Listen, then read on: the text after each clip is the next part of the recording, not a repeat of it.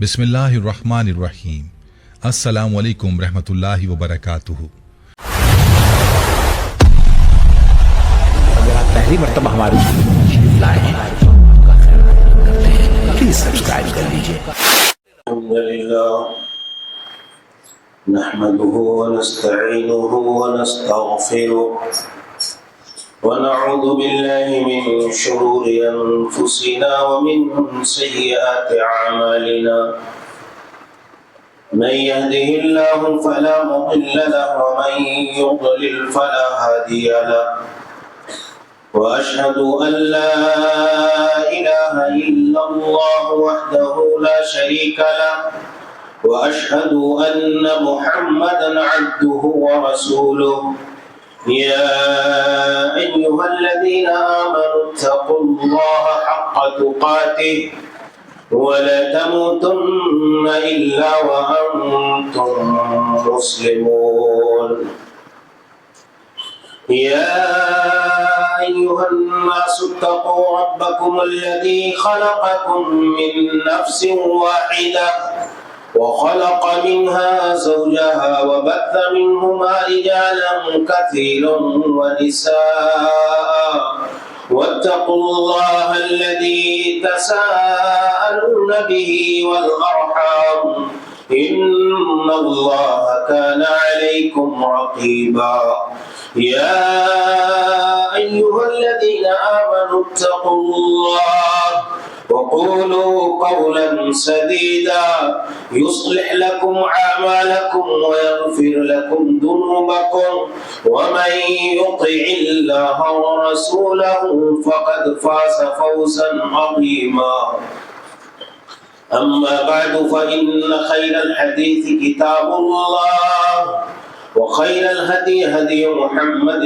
صلى الله عليه وسلم وشر الأمور محدثاتها وكل محدثة بدعة وكل بدعة ضلالة وكل ضلالة في النار أعوذ بالله السميع العليم من الشيطان الرجيم من همزه ونفخه ونفثه اتبعوا ما أنزل إليكم من ربكم ولا تتبعوا من دونه أولياء قليلا ما تذكرون وقال إمامنا وقدوتنا ونبينا محمد بن عبد الله صلوات الله وسلامه عليه من عمل عملا ليس عليه أمرنا فهو رد وقال من أحدث في أمرنا هذا ما ليس منه فهو رد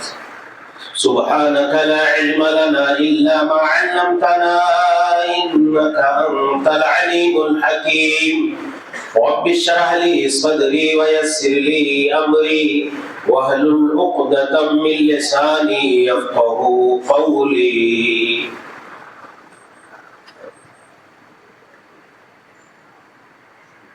تمام قسم کی حمد و ثنا عظمت و کبریائی بڑائی و بزرگی خالق کائنات مالک ارض و سماوات اللہ جل شانہ کے لیے لائق اور سزاوار ہے، جو ہمارا آپ کا ساری انسانیت کا تمام مخلوقات عالم کا تنے تنہا خالق مالک رازق پالنہار اور پروردگار ہے۔ بعدہ درود و سلام نازل ہو تمام انبیاء کرام اور رسل اعظام پر، بالخصوص نبی آخر الزمان جناب محمد رسول اللہ صلی اللہ علیہ وسلم پر، آپ کے آل و اصحاب پر اور ان تمام لوگوں پر جنہوں نے آپ کے دین، آپ کے راستے، طریقے اور لائی ہوئی شریعت کی پیروی کی، اس کے فوائد اور برکات کو انسانیت تک پہنچایا، سب پر اللہ کی رحمتیں، برکتیں، سعادتیں اور سلامتی حاصل ہو، آمین۔ قابل احترام بزرگوں، اسلامی بھائیوں، نوجوان ساتھیوں، عزیزوں، اسلامی ماں اور بہنوں،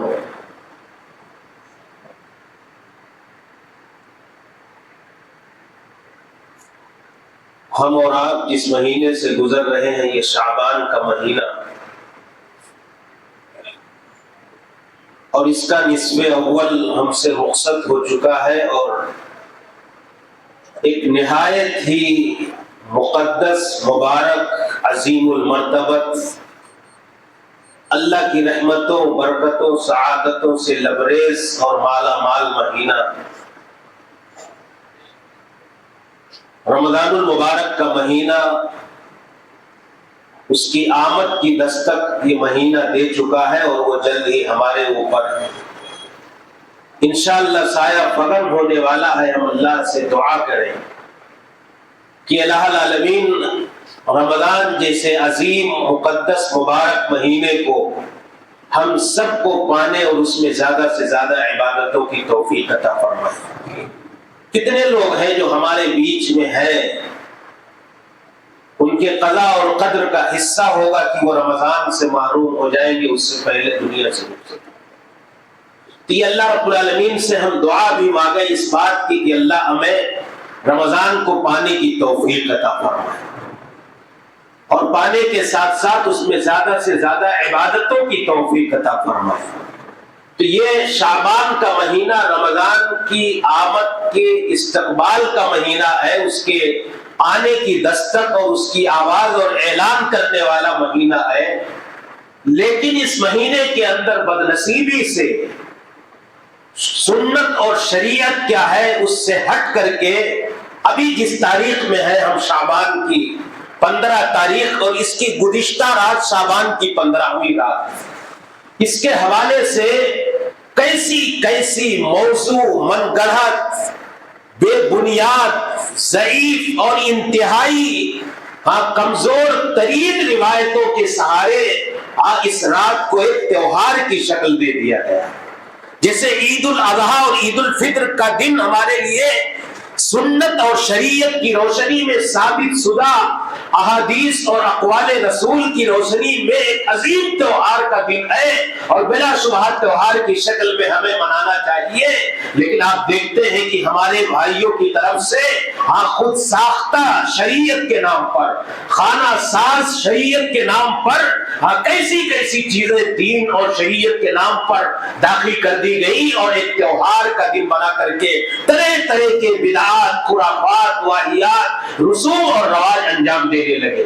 سنت کیا ہے، شریعت کیا ہے، اس مہینے کے اندر شرعی تقاضے اور شریعت کی تعلیم کیا ہے، اور اس مہینے کے اندر شریعت سے ہٹ کر کے بدعتیں کیا ہے، یہ ہمارا سمجھنا، جاننا اور جان کر کے بدعتوں سے بچنا اور سنتوں کا اختیار کرنا اور واہیات اور رسومات سے اجتناب کرنا، یہ ہماری دینی ذمہ داری ہے، یہ ہمارا دینی فریضہ ہے کہ ہم اس کو سمجھیں۔ آپ جب دیکھیں گے صحیح احادیث کی روشنی میں تو یہ شعبان کا مہینہ اس کے حوالے سے ایک سنت ہے کہ یہ رمضان کے آمد سے پہلے کا ایک مہینہ ہے، استقبال رمضان کا مہینہ ہے، اور اللہ کے رسول صلی اللہ علیہ وسلم سے جو ثابت شدہ چیز ہے وہ یہ کہ رسول اکرم صلی اللہ علیہ وسلم اس مہینے کے اندر کثرت سے صیام کا، روزوں کا اہتمام کیا کرتے تھے۔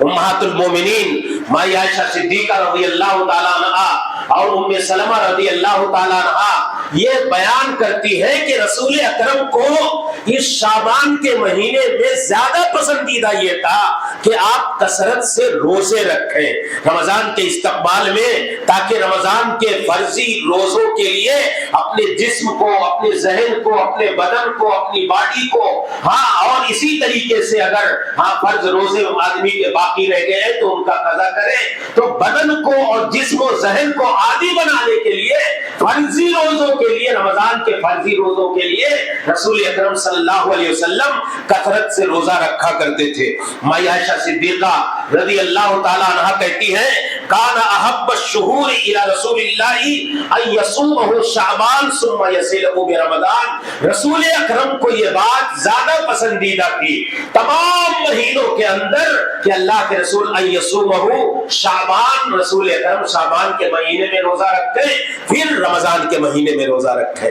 تو اسی طریقے سے کہتی ہے ام سلمہ رضی اللہ تعالیٰ عنہا، ما رأیت النبی فی شہر اکثر صیاما فی شعبان کان یصومہ الا قلیلا بل کان یصومہ کلا۔ کہتی ہے کہ میں نے رمضان کو چھوڑ کر کے شعبان سے زیادہ کسی اور مہینے کے اندر رسول اکرم صلی اللہ علیہ وسلم کو روزہ رکھتے ہوئے نہیں دیکھا۔ کان یصومہ الا قلیلا، رسول اکرم شعبان کے چند دنوں کو چھوڑ کر کے سارے مہینے کے روزے رکھا کرتے تھے، ہاں پورے مہینے کے ایام کے روزے رکھا کرتے تھے۔ اور اسی طریقے سے کہتی ہے بل کان یصوم کلا، یہ مبالغے کے طور پر ہاں کہ رسول اکرم یعنی کثرت سے اس ماہ شعبان میں صیام کا، روزہ رکھنے کا اہتمام کیا کرتے تھے، یہ امہات المومنین بیان کرتی ہیں۔ ہاں اسی طریقے سے کہتی ہیں کہ ما رأیت النبی یصوم شہرین متتابعین الا شعبان و رمضان، کہتی میں نے نہیں دیکھا کہ رسول اکرم صلی اللہ علیہ وسلم نے مسلسل لگاتار 2 مہینے روزے رکھے ہوں سوائے شعبان اور رمضان کے۔ تو کہنے کا مطلب یہ، خلاصہ یہ ہے ان روایات کا، یہ صحیح روایات ہے، بخاری نے، امام مسلم نے، امام ترمذی رحمۃ اللہ علیہ نے اپنی حدیث کی کتابوں کے اندر ذکر کیا کہ سب سے بڑی سنت جو شعبان کے مہینے کی ہے کثرت صیام رسول اکرم صلی اللہ علیہ وسلم سے ثابت ہے۔ ہاں یہ بعض روایتوں میں رسول اکرم صلی اللہ علیہ وسلم نے منع کیا اپنی امت کے لوگوں کو کہ جب شعبان آدھا گزر جائے تو آپ روزہ نہ رکھیں۔ کیوں؟ اس لیے کہ آدمی آنے والے رمضان کے روزوں کے لیے ہاں وہ تیاری کرے، اپنے فٹنس کو تیار کرے کہ وہ بدن ہر طرح سے رمضان کے جو فرض روزے ہیں، ہاں یہ رسول بعض لوگوں نے کہا کہ پورا مہینہ کثرت سے روزہ رکھنا یہ اللہ کے رسول صلی اللہ علیہ وسلم کے ساتھ خاص ہے، لیکن شعبان میں کثرت صیام یہ پیارے رسول صلی اللہ علیہ وسلم کی سنت ہے۔ بعض روایتوں میں آپ نے فرمایا کہ 28 دن شعبان کو آدمی رمضان سے پہلے روزے نہ رکھے۔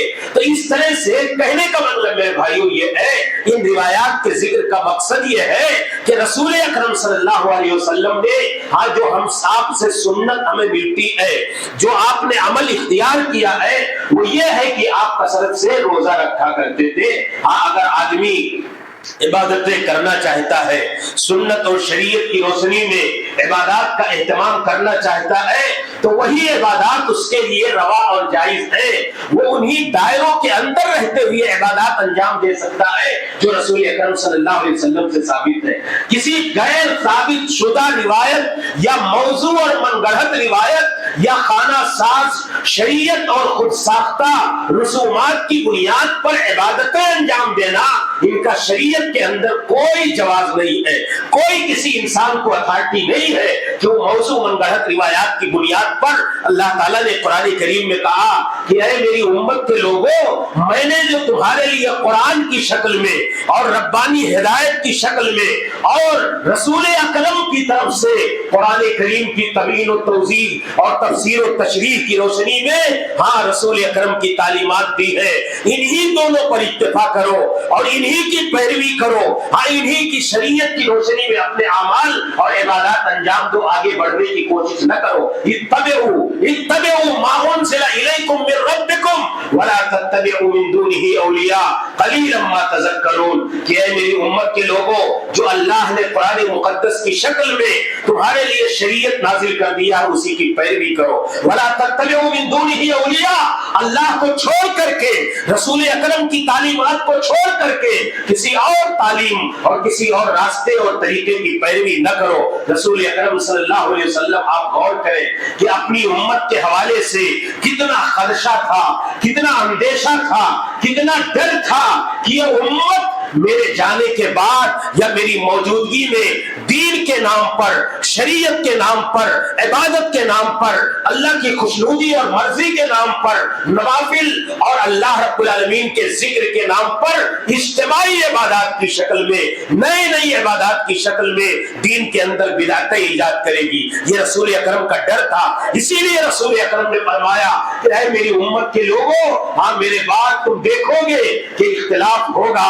اللہ صحابہ بیان کرتے ہیں کہ رسول اکرم نے وعظنا، ہاں رسول اکرم نے خطبہ دیا، ہاں وجلت منہ القلوب، جس سے ہمارے دل دہل گئے، ہاں ذرفت منہ العیون، آنکھیں اشبار ہو گئی۔ صحابہ کرام کو مخاطب کر کے کہا کہ اے میری امت کے لوگوں، ہاں میرے بعد اختلافات دیکھو گے، اور میں تمہیں نصیحت کر کے جا رہا ہوں کہ ایاکم ومحدثات الامور، ایاکم ومحدثات الامور، علیکم بسنتی، میری سنت کو، میری شریعت کو، میرے طریقے کو لازم پکڑ کر کے رکھنا، میری سنت کی حد بندی میں رہنا، اور تم دین کے اندر بدعتوں کے ایجاد کرنے سے بچنا۔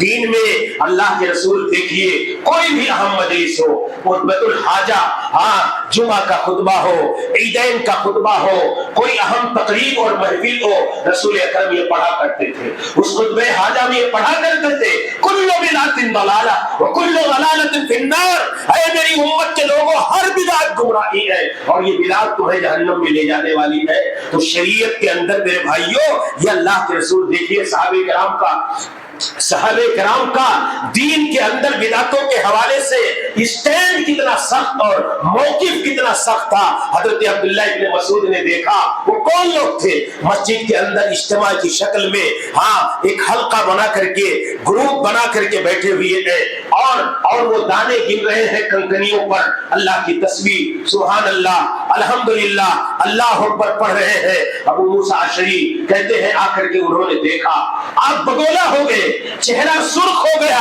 لال پیلے ہو گئے، کہا صحابہ کرام میں یہ موجود لوگ ابھی رسول اکرم صلی اللہ علیہ وسلم کے برتن ٹوٹے نہیں ہیں، آپ کے کپڑے پرانے نہیں ہوئے ہیں، آپ کی صحابہ کی جماعت کے لوگ آپ کے درمیان موجود ہیں، اور ان کی موجودگی میں تم دین کے نام پر، عبادت کے نام پر، شریعت کے اندر ایسی نئی چیزیں ایجاد کرتے ہو۔ یہ کیا بنا کر کے رکھا ہے؟ کیا کر رہے تھے؟ اجتماع کی شکل میں صحابہ کرام کے زمانے میں ایک موجود جماعت جن کے بارے میں عبداللہ ابن مسعود نے کہا تھا یہ خوارج ہیں، یہ خوارج ہیں جو دین کے اندر بدعتوں کے نام پر عبادتیں انجام دینے والے ہیں۔ آپ انہیں دیکھیں گے کہ یہی لوگ مسلمانوں کے خلاف برسرے پیکار ہوں گے، جنگ کے میدان میں نظر آئیں گے، اور ان کی پیش گوئی ثابت ہوئی، وہ حلقہ میں بیٹھے ہوئے لوگ ہم مسلمانوں کے خلاف جنگ میں نظر آئے تو کہا کہ اے لوگوں، ابھی نبی کے برتن پرانے نہیں ہوئے ہیں، آپ کے کپڑے بوسیدے نہیں ہوئے ہیں، آپ کے اثرات ہماری زندگیوں سے ختم نہیں ہوئے ہیں، یہ دین کے اندر تم عبادت کے نام پر کیا انجام دے رہے ہو؟ کیا تھا وہ؟ عبادت کر رہے تھے، حلقہ بنا کر کے تصویر پڑھ رہے تھے۔ تو یہ صحابہ کرام کا اسٹینڈ تھا، کسی بھی حال میں دین کے اندر۔ حضرت عبداللہ ابن مسعود تھے، ایک آدمی کو چھینک آئی، اس نے کہا الحمدللہ والصلاۃ والسلام علی رسول اللہ۔ عبداللہ ابن عمر رضی اللہ تعالیٰ عنہ کہا کہ کیا کہہ دیا؟ والصلاۃ والسلام علی رسول اللہ۔ آج دیکھیے اذان ہوتی ہے مسجدوں کے مناروں سے، ہاں الصلاۃ والسلام علیک یا رسول اللہ کی صدائے رسالت بلند کی جاتی ہے۔ آنے والے کچھ دنوں کے اندر اسے اذان کا حصہ تصور کیا جائے گا۔ جو لوگ جانتے ہیں کہ 20 سال پہلے ہاں یہ اذان کے حصے کے طور پر نہیں تھا، انہیں کی مسجدوں سے اس طرح کی آوازیں نہیں آتی تھی، اس لیے صحابہ کرام اور ہمارے سلف صالحین بدعتوں پر نکیر کرتے تھے، بدعتوں پر سخت موقف اور اسٹینڈ اختیار کرتے تھے۔ تو کہا کہ عبداللہ ابن عمر رضی اللہ تعالیٰ عنہما کے پاس ایک آدمی کہا الحمدللہ والصلاۃ والسلام علی رسول اللہ۔ کیا غلط کیا اس نے؟ کیا غلط کیا؟ چھینک آئے تو کیا کہنا چاہیے؟ الحمدللہ۔ چھینکنے کے بعد اس نے الصلاۃ والسلام علی رسول اللہ بھی کہہ دیا الحمدللہ کے ساتھ۔ اب ظاہری طور پر تو غلط نہیں لگ رہا، رسول پر درود ہی تو بھیج رہا ہے۔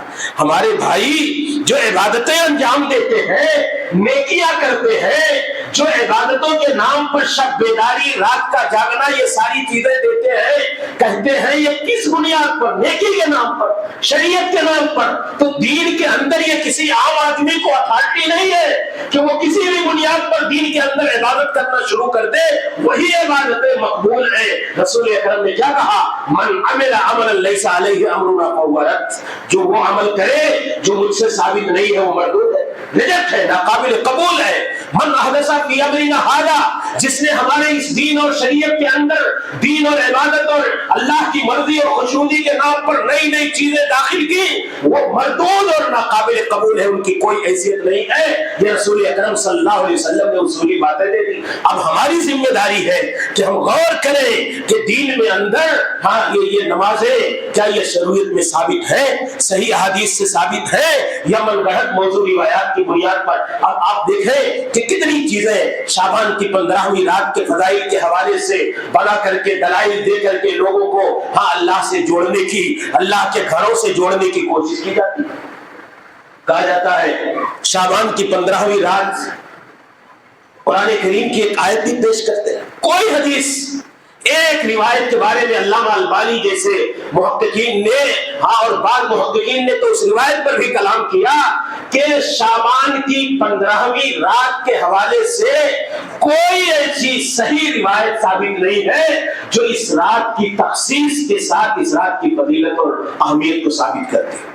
خلاصہ یہ ہے, اس لیے عبادت کے لیے اس رات کا خاص کرنا یہ درست اور جائز نہیں.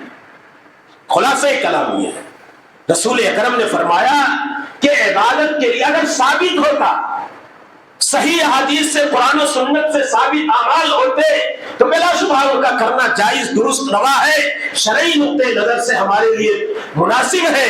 لیکن چونکہ کوئی ایسی روایت جو فضائل گڑھ گڑھ کر کے بیان کرتے ہیں, ان حدیثوں پر اعلیٰ درجے کا کلام ہے, انتہائی موضوع اور من گڑھت روایات ہے. سارے اعمال کا تو پوسٹ مارٹم نہیں کیا جا سکتا.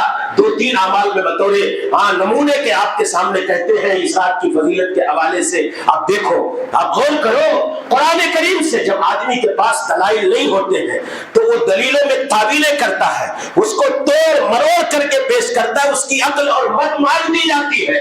قرآن کریم کی سورہ دخان کی ابتدائی آیات ہے حامیم والکتاب المبین انا انزلناہ فی لیلۃ مبارکہ انا کنا منذرین فیہا یفرق کل امر حکیم.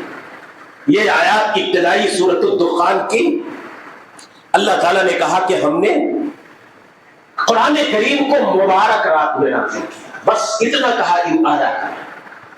ہمارے وہ بھائی جو شعبان کی 15ویں رات پر لچھے دار تقریریں کر کے لوگوں کو قبریں لے جاتے ہیں, زیارت قبور کراتے ہیں, ان کے گھروں میں ان کے روحوں کی واپسی کرواتے ہیں اور مسجدوں کو چراغاں آتش بازی کر کے آباد کرتے ہیں, عبادتوں سے آباد کرتے ہیں, وہ کہتے ہیں کہ یہ لیلۃ مبارکہ جو اس آیت کریمہ میں ہے یہ شعبان کی 15ویں رات.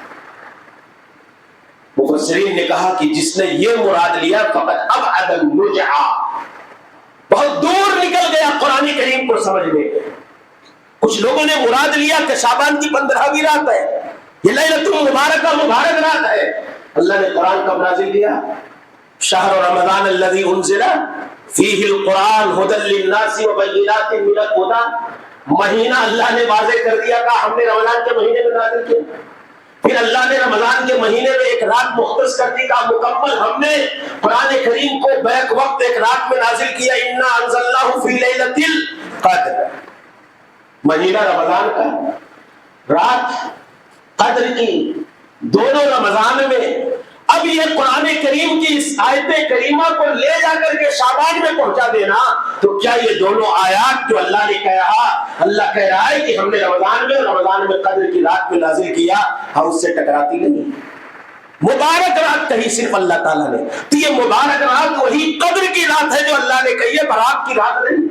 اور برات کا, لیلۃ البراء کا کوئی کنسپٹ شریعت میں نہیں ہے, یہ تو شیعوں کی طرف سے, اس کے پیچھے بھی, اس کے نام کے پیچھے بھی ایک پس منظر ہے جو اسے برات کی رات کہا گیا ہے. بہرحال میں اس میں نہیں.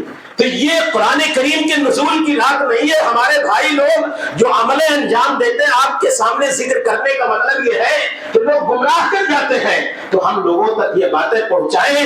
نزول قرآن کی رات قدر کی رات ہے, مہینہ رمضان کا ہے, شعبان اور رمضان. ہاں شعبان کے مہینے سے نزول قرآن کا کوئی لینا دینا نہیں. ہمارے بھائی لوگ ایک نماز پڑھتے ہیں الصلاۃ الالفیہ, ہزاری نماز 100 رکعت پڑھی جائے. جانتے ہیں ابن رجب حنبلی نے کہا, ابن عز نے کہا کہ بڑی بدعت ہے, خطرناک بدعت ہے, انتہائی قبیح بدعت ہے شریعت میں, اور اسے دین کا حصہ بنا دیا گیا, دین بنا دیا گیا. وہ بدعت جو صرف بدعت کے نام پر دین میں آئی, ہم اسے نیکی کے طور پر انجام دیا جانے لگا, یہ ہماری بدنصیبی نہیں تو الصلاۃ الالفیہ ہزاری نماز 100 رکعت رات میں پڑھی جائے اور ہر رکعت میں 10 بار سورۃ الاخلاص قل هو اللہ احد پڑھے تو 100 رکعت کو 10 سے آپ ضرب دے دیجئے, 1000 ہو گئے تو ہزاری نماز ہو گئی. جانتے کیسے؟ ابن رجب حنبلی نے لطائف المعانی میں لکھا کہ نابلس فلسطین کا ایک شہر ہے 2 پہاڑیوں کے دامن میں. ایک آدمی تھا بہت اچھا قرآن پڑھتا تھا, قاری تھا, اس کی آواز بڑی پیاری تھی. ابن ابی الحمرہ نام کا آدمی. ایک تو صلاۃ الرغائب جو رمضان کے مہینے میں پڑھی جاتی ہے اسی سے ملتی جلتی ہے نماز. تو کہا کہ وہ آیا اور مسجد اقصی بیت المقدس میں نماز پڑھنے لگا زور زور قرأت کر کے. بڑی اچھی آواز کا آدمی تھا. ابن ابی الحمرہ 448 ہجری کی بات ہے. ابن رجب حنبلی نے اپنی کتاب میں لکھا ہوا ہے اور دوسرے علماء نے لکھا کہ وہ آیا مسجد اقصی میں نماز پڑھ رہا ہے, اس کی آواز سے متاثر ہو کر کے ایک آدمی اور آیا, پھر 2-3 آدمی آ گئے, 4 آدمی آ گئے, 1 سال پڑھ کر کے چلا گیا. پھر دوسرے سال اسی شعبان کی 15ویں رات میں وہ آدمی آیا ابن ابی الحمرہ, اور اس نے یہ نماز پڑھی. ایک لمبی بھیڑ جمع ہو گئی اور کہا یہیں سے یہ صلاۃ الالفیہ, یہ ہزاری نماز کا کنسیپٹ ان کے اندر آیا, یہ صحیح بدعت. اب آپ بتاؤ, رسول اکرم سے کوئی ثابت نہیں, سلف صالحین سے کوئی ثبوت نہیں. اب 400-500 سال کے بعد ایک آدمی نے اس بدعت کو رواج دیا, یہ عمل انجام دیا. آج ہمارے مسلمان بھائیوں کے اندر یہ نیکی کے طور پر انجام دیا جانے لگے, اس کی فضیلت پر تقریریں کی جانے لگے. یہ غلط ہے کہ نہیں؟ ہمیں سمجھنا چاہیے, دین کے مزاج کو سمجھنا چاہیے, دین کی روح کو سمجھنا چاہیے. اور دوسروں کو میرے بھائیوں ذکر کرنے کا مقصد یہ ہے کہ ہم اپنے عقید و ایمان کے استحکام اور سنت سے لزوم اور تمسک بالسنہ ہاں کے اس جذبے پر اللہ رب العالمین کا شکر ادا کریں اور اللہ کے صحیح اور سچے دین کو لوگوں تک پہنچائیں. یہ ہماری ذمہ داری. اسی طرح پیش کیا جاتا ہے کہ رسول اکرم صلی اللہ علیہ وسلم نے کہا, اس کے حوالے سے ایک بات کہ اذا كانت ليلة النصف من شعبان فقوموا ليلها وصوموا نهارها, ابن ماجہ کی روایت. رسول اکرم نے کہا, یہ بیان کیا جاتا ہے ابن ماجہ کے حوالے سے کہ جب شعبان کی 15ویں رات ہو تو دن میں روزے رکھو اور رات میں راتیں جاگو. یہ ابن ماجہ کی اس روایت, یہ روایت جس کو لوگ پکڑ کر کے دلیل موضوع روایت کو پکڑ کر کے ہاں سب دن میں روزہ رکھتے. شعبان کوئی پورے مہینے میں روزہ رکھے نہ رکھے, لیکن شعبان کی 15 تاریخ کو شب برات کا روزہ ضرور رکھے گا, راتوں کو ضرور جاگنے کی کوشش کرے گا. کہتے ہیں کہ الوانی رحمۃ اللہ علیہ ھذا اسناد مجموع علی ضعفہ وهو عندي موضوع. ہاں تاکہ اس کی ضعیف ہونے پر علماء حدیث کا اتفاق ہے. جو کہا گیا کہ رات کو جاگو دن کو روزے رکھو, علامہ البانی رحمۃ اللہ علیہ کہتے ہیں کہ اس حدیث کے ضعیف ہونے پر مکمل اتفاق. وعندی موضوع, اور میرے نزدیک یہ روایت بڑی من گڑھت ہے, بنائی ہوئی ہے, یہ شریعت میں رسول اکرم سے ثابت شدہ نہیں ہے. پھر کہتے ہیں ان ابن ابی صبرہ رموہ بالوضع کما فی التقریب. ابن حجر کی کتاب تقریب التہذیب کے حوالے سے ذکر کرتے ہیں کہ یہ آدمی حدیثیں گڑھا کرتا تھا جو اس سند کے اندر ہے.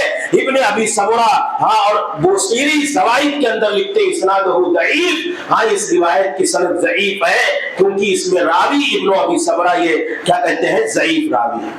تو ملا خلاصے کے طور پر احمد ابن حنبل رحمۃ اللہ علیہ نے بھی اس روایت کے حوالے سے کہا کہ اس میں ابن ابی سمرہ جو نامی راوی ہے روایت کے اندر یہ موضوع آدمی ہے، ہاں حدیثیں گڑھا کرتا تھا اور اس کی روایتیں قابل قبول نہیں ہیں۔ اس لیے میرے بھائیوں اس بات سے یہ ثابت ہوا کہ راتوں کو جاگنے کا عمل اور دن میں روزے رکھنے کا عمل شعبان کی 15ویں رات اور دن میں کسی طرح سے صحیح حدیث سے ثابت نہیں ہے۔ قبرستان جاتے ہیں ہمارے بھائی لوگ، سال بھر جائیں نہ جائیں، قبروں کی زیارت کا مقصد کیا ہے؟ جائیں تو آخرت کی یاد آئے، لوگوں کے لیے، مردوں کے لیے، وہاں دفن لوگوں کے لیے، اپنے مسلمان بھائیوں کے لیے کیا کریں؟ دعائیں کریں، یہی مقصد ہے اصل قبروں کی زیارت کا۔ اور چراغاں، وہ رنگینیاں، وہ لائٹنگ، وہ نمائش، وہ زیبائش، وہ آرائش، وہ ساری چیزیں دیکھ کر کے آدمی کو قبر کی یاد آئے گی۔ اور روایت جو پیش کی جاتی ہے کہ اب بتائیے کتنے لوگ ہیں جو اس عمل کو ایک بڑی نیکی سمجھتے ہیں کہ شعبان کی 15ویں رات کو قبرستان جانا بہت ضروری عمل ہے، بہت ضروری عمل ہے۔ مغرب کے بعد سے لے کر کے صبح طلوع فجر تک تانتا لگا ہوا ہوتا ہے، قبروں کی زیارت کے حوالے سے دیا جاتا ہے۔ اور اس کے لیے روایت کیا پیش کی جاتی ہے ترمذی کی کہ مائی عائشہ کہتی ہیں کہ میں ایک دن اپنے گھر میں تھی، فقط تو رسول اللہ، مجھے رسول اکرم نظر نہیں آئے، ہاں میں دوڑتی بھاگتی بقی، جسے لوگ جنت البقی کہتے ہیں، جنت البقی کہنا درست نہیں، وہ بقی الغرقد ہے، ہاں حدیثوں میں جو جنت المعلی کا ذکر آیا لیکن وہ بقی الغرقد۔ تو مائی عائشہ کہتی ہے، یہ روایت بات لمبی ہو رہی ہے اور اہم باتیں ہیں، اس لیے میں اختصار کے ساتھ اس حدیث کے اشارے کی طرف ذکر کر کے، مائی عائشہ کہتی ہے کہ میں نکل گئی تو میں نے دیکھا کہ رسول اکرم بقی الغرقد میں ہیں، تو میں رسول اکرم مل گئے تو کہا کنت تخافین ان یحیف اللہ علیک ورسول، کہا کہ تمہیں عائشہ اس بات کا اندیشہ اور ڈر ہے کہ اللہ اور اس کے رسول تجھ پر ظلم کریں گے؟ ہاں کہتی ہیں میں نے سمجھا یہ کہ انہو اتیتا باب نسائک، کہ رسول اکرم صلی اللہ علیہ وسلم اپنی کسی بیوی کے پاس مجھے چھوڑ کر کے چلے گئے، میں ڈھونڈنے چلی گئی۔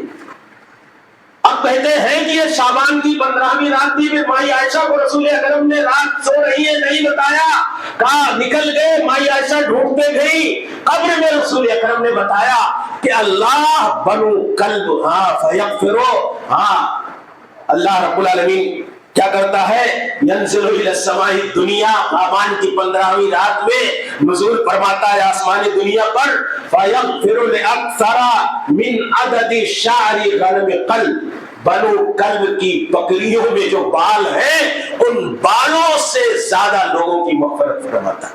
یہ کون کر رہے تھے؟ کس رات؟ شعبان کی 15ویں۔ مائی عائشہ کو نہیں بتایا رسول، قدر کی راتیں جاگتے تھے تو اللہ کے رسول کیا کرتے تھے؟ سارے گھر والوں کو جگاتے تھے، پوری فیملی کو جگاتے تھے۔ اتنی بڑی رات کے رسول اکرم مغفرت پانے کے لیے اکیلے نکل گئے، مائی عائشہ ڈھونڈنے نکل گئی۔ آپ بتاؤ، رسول اکرم نے بتایا نہیں، تنہا رسول اکرم گئے، یہ تو بھیڑ بھاڑ کے ساتھ جاتے ہیں۔ یہ تضاد جو ہوتا ہے، ٹکراؤ جو ہوتا ہے، پھر اس حدیث کو جہاں سے انہوں نے روایت لیا ہے اور علماء لوگوں کے سامنے بیان کرتے ہیں، یہ قبر جانے والی روایت ترمذی نے ذکر کیا۔ ترمذی رحمت اللہ علیہ اسی حدیث کو ذکر کرنے کے بعد وہی ذکر کر رہے ہیں کہ یہ حدیث ضعیف ہے۔ کون؟ جس نے اس حدیث کو ذکر کیا ہے اپنی کتاب میں اور جس کے حوالے سے لوگ بیان کرتے ہیں، امام ترمذی رحمۃ اللہ علیہ کیا لکھتے ہیں؟ کہتے ہیں حدیث عائشہ لا نعرف الا من هذا الوجه، یہی ایک سند جو میں نے ذکر کی ہے، اسی سند سے میں جانتا ہوں، اس کے علاوہ مجھے کوئی سند نہیں معلوم۔ وسمعت محمدن، محمد ابن اسماعیل، کہتے ہیں میں نے اپنے استاد محمد ابن اسماعیل البخاری، امام بخاری رحمۃ اللہ علیہ سے کہتے ہوئے سنا ہے، یضعف هذا الحدیث، یہ مائی عائشہ جو رسول اکرم کو ڈھونڈنے نکلی، یہ روایت صحیح نہیں ہے۔ امام بخاری رحمۃ اللہ علیہ، ترمذی رحمۃ اللہ علیہ کہتے ہیں، ترمذی رحمۃ اللہ علیہ وہی حدیث کے ذکر کرنے کے بعد لکھتے ہیں کہ امام بخاری اس حدیث کو ضعیف کہتے تھے، اور میں بھی جانتا ہوں کہ اس حدیث کو اس سند کے علاوہ کوئی اور روایت سند نہیں ہے۔ پھر کہتے ہیں اس میں ایک راوی ہے یحییٰ بن ابی کثیر، جس کا سماع عروہ سے ثابت نہیں، اور وہ حجاج بن ارطاط، ان کا سماع یحییٰ بن ابی کثیر سے ثابت نہیں، انقطاع پایا جاتا ہے، اس لیے قبر جانے والی روایت یہ درست نہیں ہے۔ یہ روایت ثابت نہیں ہے۔ تو میرے بھائیوں، اس طرح کے اور بہت سارے اعمال، راتوں کو جاگنا اور روحوں کی واپسی، ہاں یہ سارے اعمال اور قبروں کی زیارت، یہ جتنی روایات لیتے ہیں اور من گڑھت روایات کی بنیاد پر ہزاری نماز اور یہ ساری روایات، ان کا شریعت سے کوئی لینا دینا نہیں۔ اس لیے آپ سنت کو لوگوں تک پہنچائیں، شریعت کو پہنچائیں، روحوں کو واپسی کراتے ہیں۔ کیا ہوتا ہے؟ ساری روحیں لوٹ کر کے آتی ہیں۔ ایک واقعہ مجھے یاد آیا، خانہ 60 شریعت کے اندر صاحب کتاب نے ذکر کیا ہے، میں ذکر کر دوں، بات ختم کر دیتا ہوں، کہ روحیں لوٹ کر کے آتی ہیں، طرح طرح کے صاحب حیثیت جو جیسا ہے کھانے پینے انواع اقسام کی چیزیں پیش کرتا ہے، اور میاں صاحب مولوی صاحب ختم کرتے ہیں، فاتحہ پڑھتے ہیں اور جھولے میں ڈالتے ہیں، لے کر کے چلے بڑھتے ہیں۔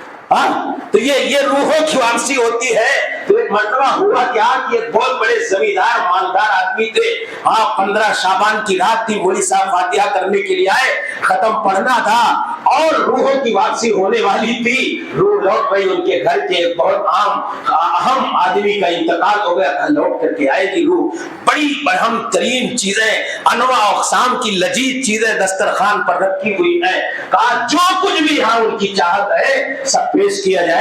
کہا مولوی صاحب ہاتھ اٹھاتے ہیں اور اپنے چہرے پر پھیرے بغیر نیچے لوٹا دیتے ہیں۔ تو کہا کیا ہوا؟ کہا مولوی صاحب کہہ رہے ہیں کہ روح واپس نہیں آئی، اس لیے میں نے پوری دعا نہیں پڑھی۔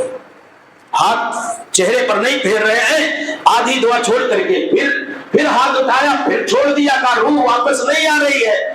اس طرح سے کیا ہے، کیا کمی ہے امام صاحب، کیا کمی ہے مولوی صاحب، کیا کمی ہے میاں صاحب کی روح واپس نہیں آ رہی ہے؟ آپ پورے ہاتھ پھیرتے نہیں چہرے پہ اور ہاتھ لوٹا دیتے ہیں۔ تو کہا کہ ایک بار، 2 بار، 3 بار ایسے ہوا، کہا کہ روح کی واپسی کا ڈیمانڈ یہ ہے، روح اسی وقت آئے گی جب ایک بہترین جوان خوبصورت دلہاری بھینس یہاں رکھی جائے۔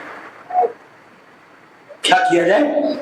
بڑھیا ہٹا کٹا مضبوط ددھاری بھینس آپ لائیے۔ جب وہ بھینس آ گئی، مولوی صاحب میاں صاحب کا ختم ہوا، فاتحہ مکمل ہوا، سارے انواع اور اقسام اور بھینس کو لے کر کے مولوی صاحب چلتے بنے، روح واپس آ گئی، ان کا کام ہو گیا۔ تو کھانے پہ مولوی صاحب کا کام نہیں چلا، بھینس بنا کر کے انہوں نے روح لوٹائی۔ یہ دین بنا دیا ہے، یہ دین بنا دیا ہے۔ میرے بھائیوں، یہ اللہ کا شکر ادا کرنا کہ اللہ تعالیٰ نے ہمیں اور آپ کو توحید کا سرمایہ دیا، سنتیں دی، سنت پر چلنے کا سلیقہ اور شعور دیا ہے۔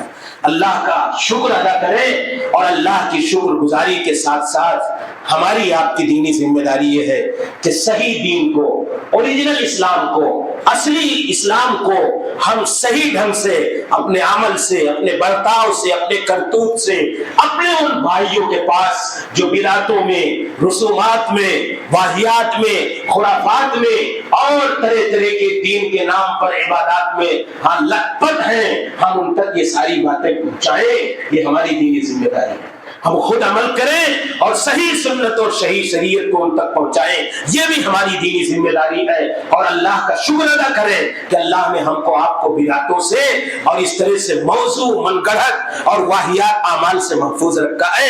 یہ اللہ تعالیٰ کا بہت بڑا شکر ہے۔ اللہ سے دعا کریں کہ اللہ ہمیں اور آپ کو مرتے دم تک توحید اور سنت پر زندہ رکھے، ہمارا آپ کا خاتمہ ہو تو صحیح اسلام، صحیح سنت پر ہو، ہم اس دنیا سے جائیں تو صحیح دین کے ساتھ جائیں، اور ہم جو عبادتیں کرتے ہیں اللہ تعالی ہم سب کو سنتوں سے، شریعتوں سے ثابت سارے اعمال کو انجام دینے کی توفیق عطا فرمائے، بدعتوں سے، واہیات سے، خرافات سے بچنے کی توفیق عطا فرمائے۔ اللہ رب العالمین دنیا ہمیں اور آپ کو دین کی صحیح سمجھ کی توفیق عطا فرمائے۔ اللہ رب العالمین دنیا جہان میں جہاں کہیں مسلمان مجبور مقبول ہے، اے اللہ اسلام اور مسلمانوں کی مدد فرما، اے اللہ اسلام اور مسلمانوں کی حفاظت فرما، اے اللہ اسلام اور مسلمانوں کو اس دنیا میں عزت و غلبہ کے ساتھ، سرخروئی کے ساتھ، دین اور شریعت کی آزادی کے ساتھ، دین کی دعوت کی آزادی کے ساتھ वहाँ पूरी दुनिया में जीने और रहने की तौफीक अता फरमा। अल्लाह रब्बुल आलमीन जहाँ कहीं मुसलमान मजबूर हैं, मजलूम हैं, मक़हूर हैं, अल्लाह तो इस्लाम और मुसलमानों की मदद फरमा। अल्लाह इस्लाम और मुसलमानों की हिफाजत फरमा। अल्लाह सारी दुनिया में अहले इस्लाम को ग़ल्बो शौकत के साथ जीने की तौफीक अता फरमा। अल्लाह रब्बुल आलमीन हमें बख्श दे, हमारे वालिदैन को बख्श दे और तमाम अहले ईमान को बख्श दे। या अल्लाह खात्मा हो तो इस्लाम और ईमान पर हो, मौत आए तो तौहीद और सुन्नत पर आए। आमीन। व आखिरु दावाना अल्हम्दुलिल्लाहि रब्बिल आलमीन। अस्तगफिरुल्लाह ली व लकुम व लिसाइरिल मुस्लिमीन। करते हैं कि आपको हमारी आज की ये वीडियो ज़रूर पसंद आई होगी। अगर आपको हमारी आज की ये वीडियो पसंद आई है तो आपसे गुजारिश करते हैं कि आप हमारे चैनल को ज़रूर सब्सक्राइब कर लें और साथ ही लगे बेल के बटन को भी प्रेस कर लें, ताकि आपके पास हमारी आने वाली मज़ीद मालूमाती वीडियोस का नोटिफिकेशन बर वक्त मिलता रहे। सब्सक्राइब के साथ साथ हमारी वीडियोस को लाइक भी करें और अपनी कीमती राय का इजहार कमेंट्स में ज़रूर करें। कमेंट्स में आप अपने सवालात भी हम तक पहुँचा सकते हैं। अल्लाह ताला आपको अपने हिफ्ज़-ओ-अमान में रखे। आमीन।